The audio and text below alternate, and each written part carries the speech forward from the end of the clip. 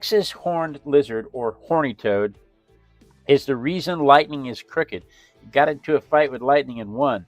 We're going to talk about that and more fun Texas horned toad lizard facts this morning while we sketch this little horny toad. So let's just turn the page and get started. Good morning, good morning, good morning. It is 5:30 in the morning on a, goodness, is it Thursday morning? It is Thursday morning already. On Thursday mornings, I like to do a little thing where I pick a toy from the toy box, a random object from the Random Object Randomogrifier, if you will, and I draw it and we talk about it. Now, we actually do this every day at 5:30 in the morning, so you may want to set that notification bell so you don't miss any of them. But this morning's random object from the Random Object Randomogrifier is a horned lizard, a Texas, not just any horned lizard, a Texas horned lizard.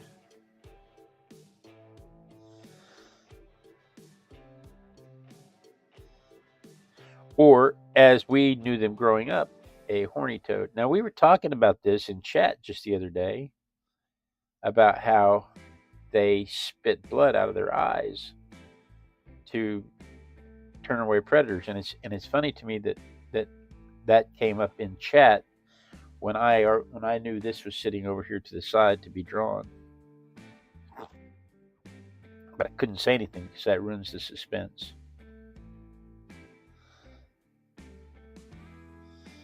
We got Cassandra and Joe and Ivy, my mom and dad. Who am I missing? Am I missing anybody? I don't think so. Ivy says I'm not making it easy with the number of jokes in her head. Tell me about it, Ivy. Horny toad. The jokes just write themselves for that. Cassandra, it was funny when I was trying to type your name in. On my end, it was translating it for me. So after I typed Cassandra with a K, it would translate it to Cassandra with a C. Apparently, it didn't think there's an English version. And the automatic translator, the universal translator, if you will, kept respelling your name for me. So I kept trying to retype it, and it kept respelling it. But it didn't happen where I could edit it. It happened after it uploaded to the chat, which is why I typed your name 5 or 6 times.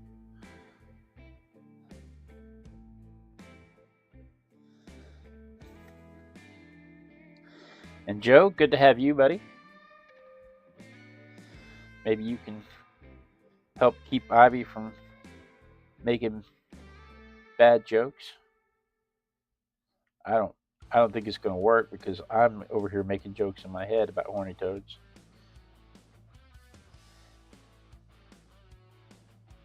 This type of lizard belongs to a family called Phrynosomatides.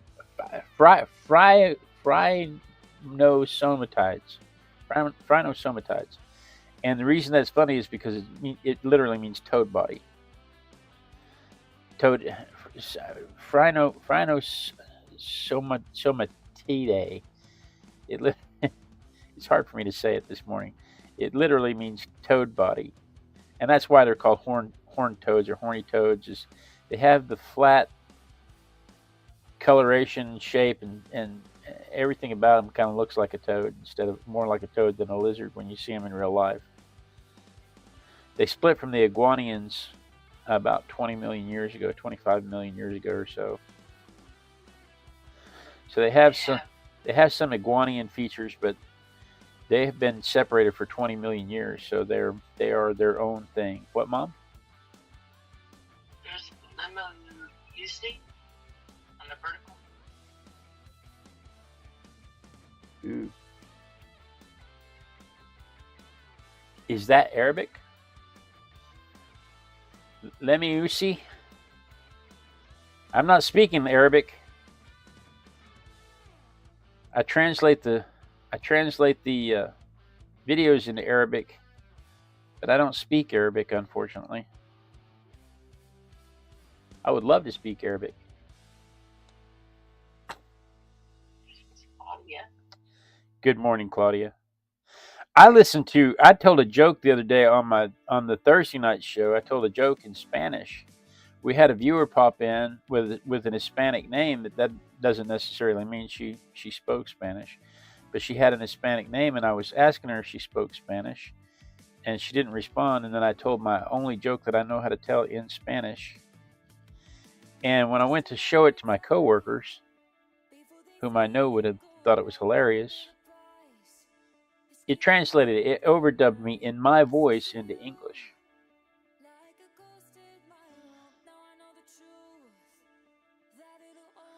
And the joke's not as funny in English.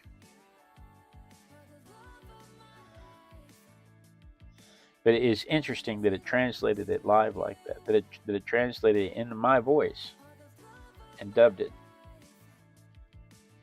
And when I watch Claudia's recordings, I can't. It doesn't do it live for me. But when I watch her recordings, it translates Dutch to English for me. It dubs it in English for me. There's Rick. Good morning, Rick. I don't think it dubs it to Oklahoman though. Of course, I've not listened to see if it dubs it to Oklahoman. Thankfully, Rick and Pamela are just smart enough to understand regular Texas English.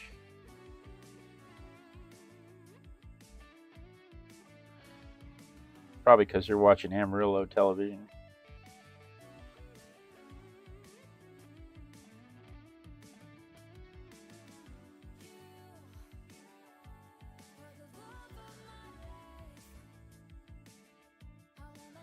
So I don't know if it's translating it into Arabic for you, Lemmy.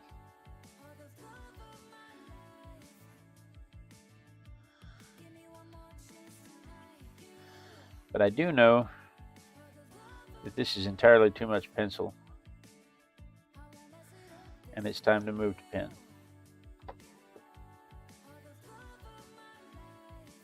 No, Claudia, when I watch your recordings, you speak in English.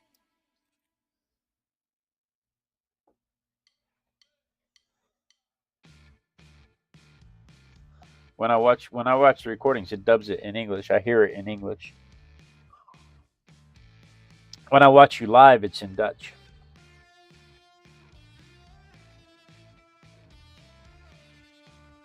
And I don't get to do that very often. You and Ivy are both on when I'm at work.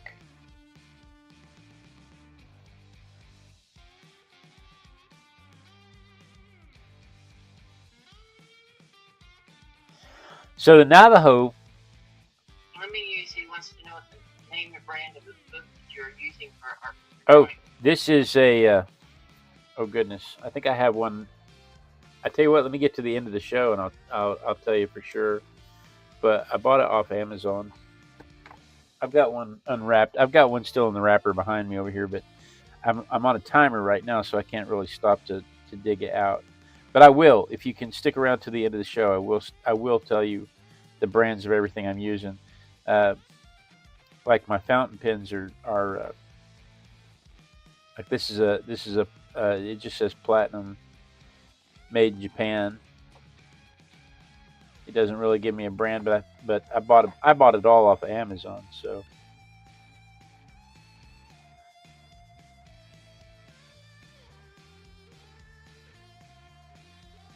except for my koi watercolors that I'm going to break out here in a minute. My koi watercolors are koi, and I got them originally from Hobby Lobby, and I've been filling it with koi replacements from Dick Blake.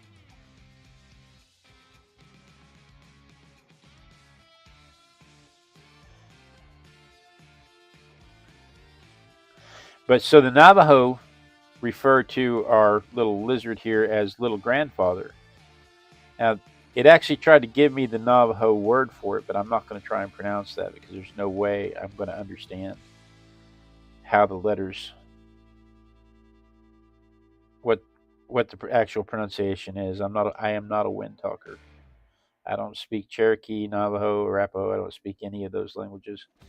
and I'm not even close to the pronunciation or intonations. I could try it, but it would just sound like me pretending to speak another language. But it means little grandfather. And they all consider these things good luck, protective spirits.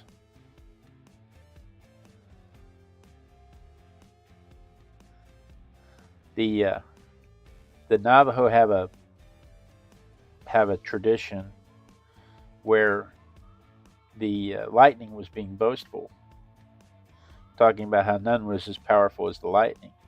And the little grandfather stood up to the lightning and said, "I can defeat you." And the lightning said, "None as small as you could dare stand up to me." And the little grandfather stood up to him, and the lightning struck him. And the little grandfather used his horns and prayer and song and conducted the electricity away from him, keeping some stored up for himself. And the lightning struck him 4 times to no avail. And the little grandfather scurried up on top of the clouds to get above the lightning and fired the energy that it had stored in his horns from the lightning's own blasts, and fired them back at the lightning, and it caused the lightning to scatter out into patterns across the sky. And that is the Navajo reason why lightning strikes crooked and in broken waves, as opposed to one single strike. It's because the little grandfather defeated the lightning, and it's been broken ever since. You talk about a cool story.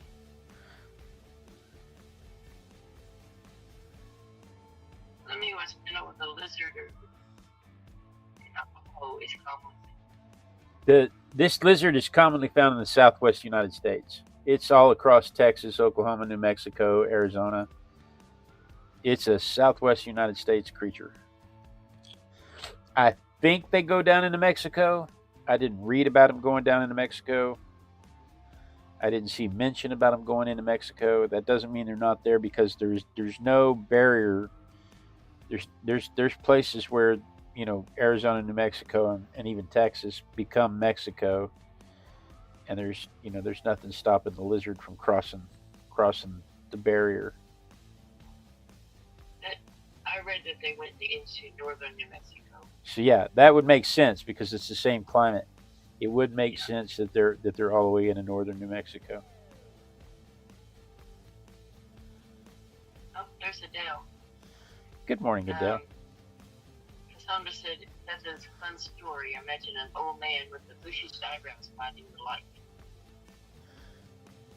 And Adele asked, "Is it the blood-shooting lizard?" Yes, it is. Yes, this is the blood-shooting lizard we were talking about just the other day.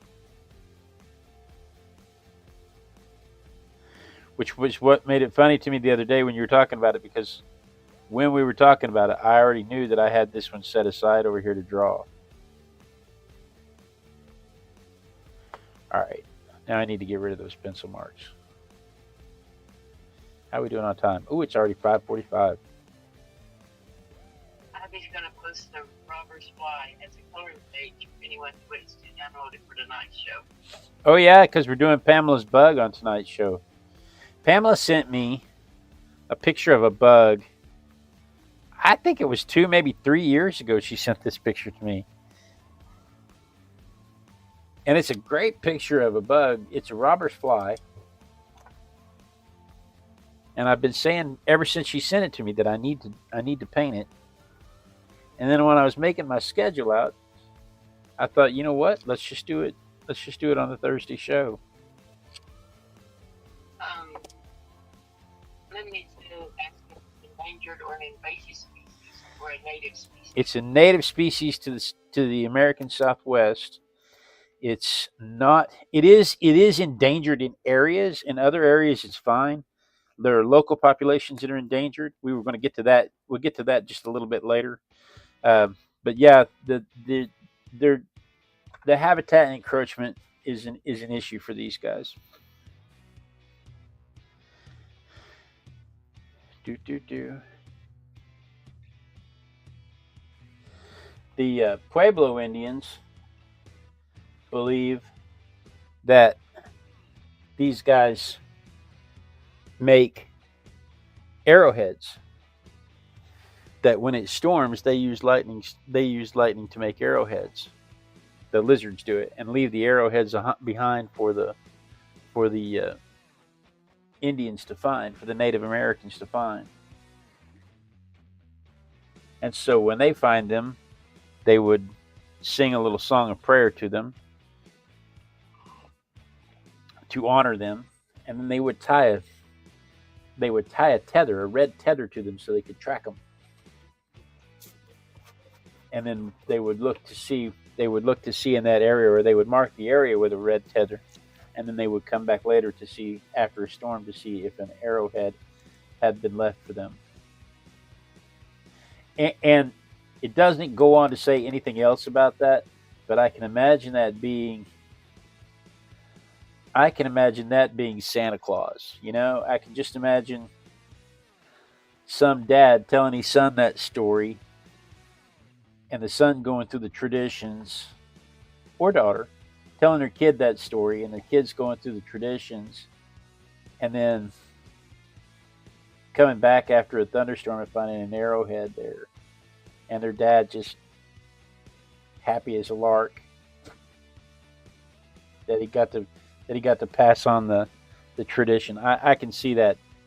I can see that being a thing, and it wouldn't shock me at all.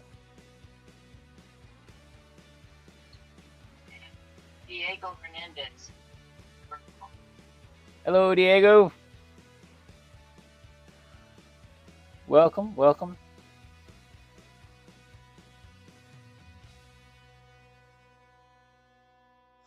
Oh, let me see. Move to vertical. I mean to horizontal. Let me move to the horizontal. Yeah.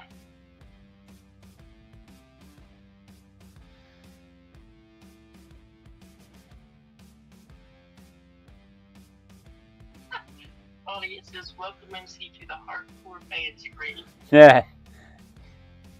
Yeah, this is where all the crazy people are. You're joining a good crowd.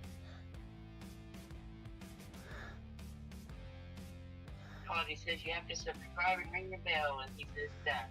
Good deal. Thank you so much. Thank you so much.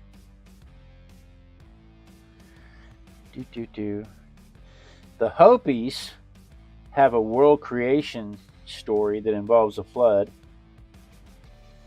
and these guys and the corn and the corn people and a few others are the survivors of the flood that helped teach man how to survive the world, and they are considered protection spirits.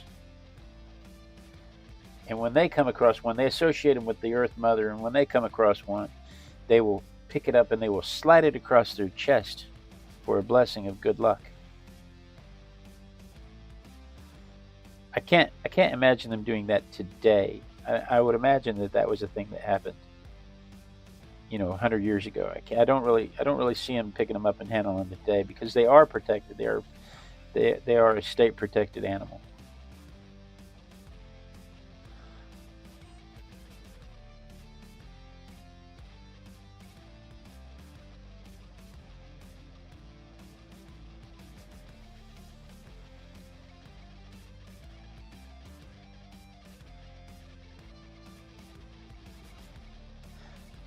Somebody was asking a minute ago if they were endangered.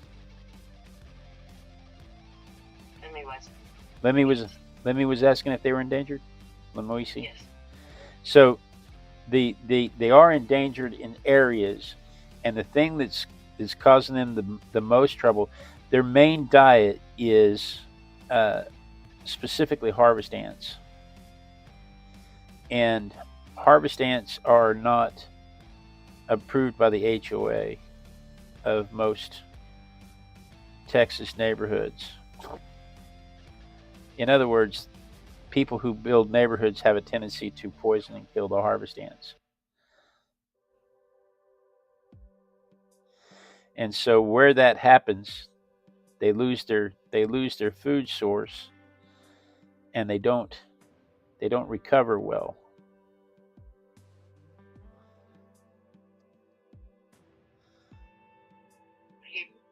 We had a horny toad in our backyard. That is sassy. What happened? Like we would have a horny toad in our backyard, but he would be that sassy. We have a ton of ants. Oh yeah. But it's specifically the harvester ants. It's not just any old ant. And that's another problem, is we have invasive ant species. Now, how we get an invasive ant species, I didn't look into that, but how we get an invasive ant species, who brought ants into the area? Who brought different ants in the area? And the only thing I can figure is that they came in with people's mulch, or with people's when they planted grass, the sod, that there might have been ants in the sod when they planted the sod. Is the only thing I can figure as to why there might be invasive ants. We have Scott Hayes of Vertical. She loves Daly's Kitchen and his or her journal. Well, I'm glad to hear that, Sil. And this is a true thing that Cassandra says. HOAs are a curse upon nature. I believe that. I believe that anybody who would serve on the HOA must be a terrible person. My dad is running for board to be on the HOA board in his neighborhood, mainly to curtail some of their more intolerable activities. Let me dry this real quick, and then we can come back with some color.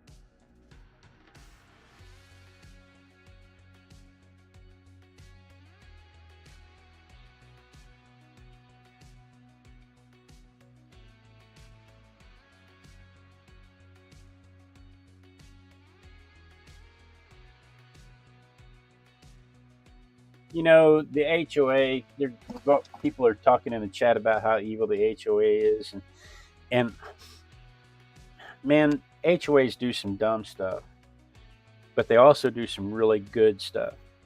Like, they're the ones that maintain all the common areas. They're the ones that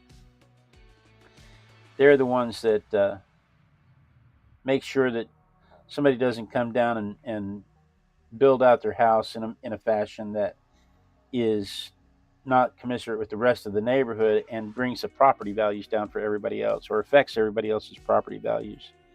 And I mean, it can be a wonderful thing.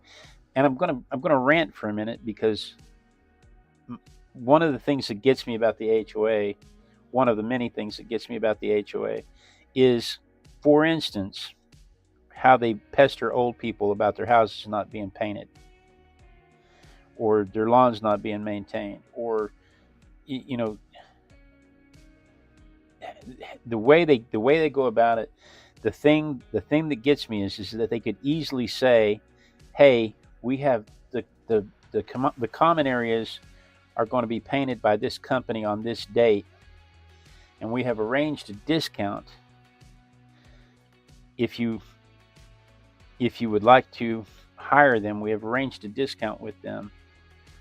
You're free to use whomever you want. You don't have to use them, but they're going to be here in the neighborhood at this time.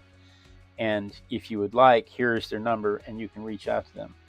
Or we have arranged a sodding company to provide sod at a discounted rate. If you would like to resod a portion of your lawn, you can come down." Like my parents' HOA provides trees. They give trees away once a year. They give saplings away. So I mean, it's not necessarily a bad thing.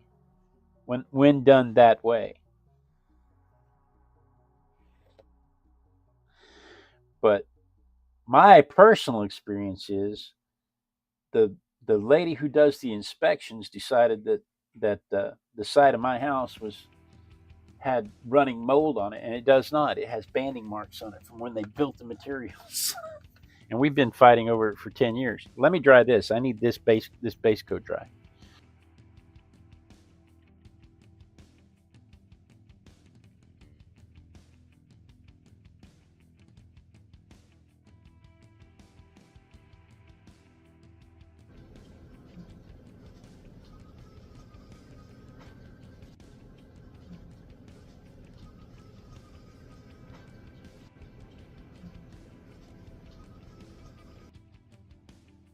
But when your air conditioning goes out in Texas, you cannot. In this part of Texas, you cannot live without air conditioning anymore. We're too spoiled.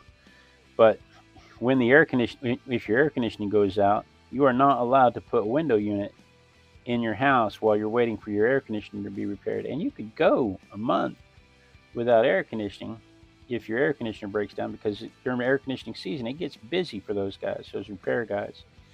And you could easily go a month without air conditioning. And they've made it so that you're not allowed to do anything to cool yourself off. So yeah, my personal experience with the HOA is I'm not fond of them. I have nicknamed the inspection lady Mrs. Kravitz from Bewitched. Of course, nobody's old enough to remember that was her name. So I can get away with it. My favorite thing is you set your trash out the night before the trash man is supposed to pick it up at 7, and you get a letter from the HOA for having your trash can out in front of your house the day before. So I never got that one. The one I got was I was going to Oklahoma on the weekends because my family still lived in Oklahoma, and I was going back to Oklahoma on the weekends, and uh, I would set my trash out on on Friday, and then I would bring my I wouldn't be I'd be gone all weekend, and I wouldn't bring my trash cans back up until Sunday afternoon. And I got a letter every week.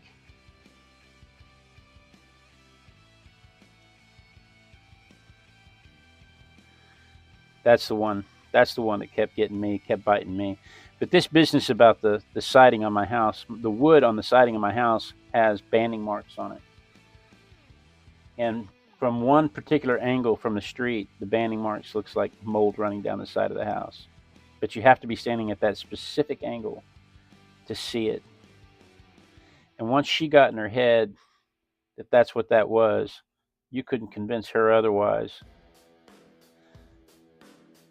And I had to go to a formal hearing with the board to get it released. And ever since then, she's found every single problem she can to gig me for. Yeah, Braxton Hicks in that article. Hey, Braxton Hicks. Bricks. Braxton Bricks. Anyway, I'm not here to talk about HOAs today. I'm here to talk about these little lizards. You know, if I know these little lizards shot blood out of their eyes when I was younger playing with them, I might have been afraid and scared of them. I've never seen it happen. I played with many. Neither. I played with many of them, and I've never seen it happen. You know, they're endangered, and you're not supposed to be captive and everything. I wonder how many little guys have little horny toads in their pockets. I don't know, but they're endangered because of the. They're endangered because of the ants. They're endangered because their food supplies is being knocked down, and that was what brought the HOA conversation up. Was that that's the whole reason they're endangered. is because the HOAs poison the neighborhoods. It's not just the HOA. The neighborhoods poison the ants, and the invasive ants cause problems for them. But one of the things that's happening is like the zoos are breeding them and then taking them to places where the ants have recovered.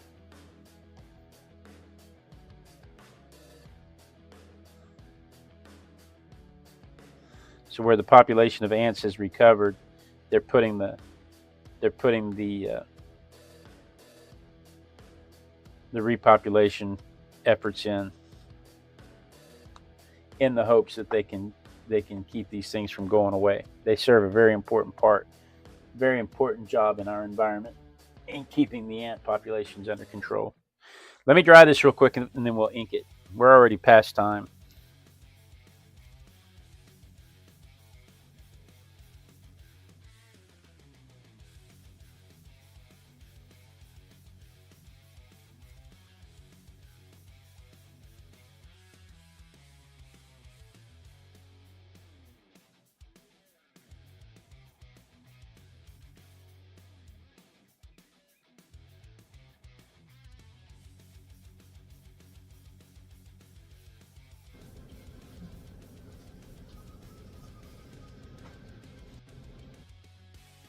Luckily, Claudia, this will only take about 2 more minutes.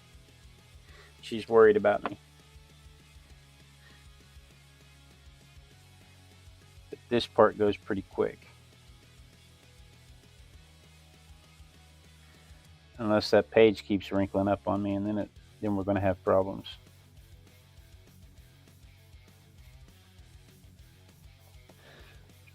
We did. He says, I honestly don't know if we do this now. You know, sometimes what gets me is, I'm doing an eel, for instance, or what was that? It was a Wells catfish. I'm doing a Wells catfish, which is basically just a little torpedo. And that one takes me past time. But then yesterday, I do an astronaut with all kinds of detail on it. And I'm done 10 minutes early. Rick says, Pam swiped in this morning, but we'll be here on tonight's show. She'll be excited and want to use her bug to draw tonight. Thanks. I'm excited to use her bug to draw tonight. I've been meaning to get to it for a long time.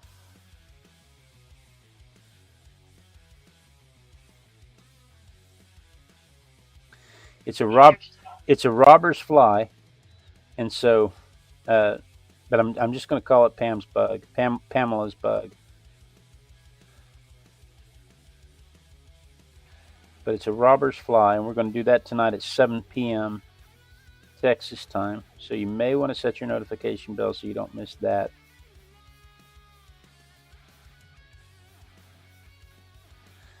Dun dun dun. Okay. And then we need to. There's Tice.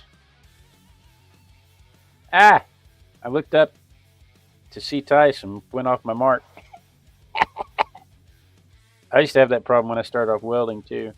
I'd be welding this perfect little bead and I'd be 3 inches away from the joint. Oh well. Fonda says, how many hours from now is the next stream? Ivy says 13. 13 hours? Is that right? Is it 13 hours till tonight's stream? Yeah, because it's at 7 p.m. And it's 6 p.m. It's 6 a.m. now. 6:06 to be exact. What is today? Today is the 16th of April.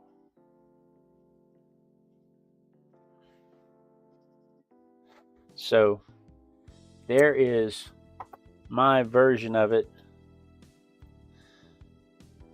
based on the photograph, compared to the photograph. Let me show it to you from my perspective.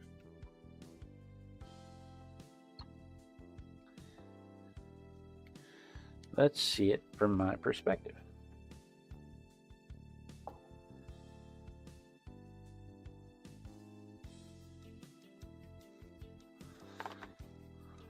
Yeah, Claudia has to have insomnia to watch us.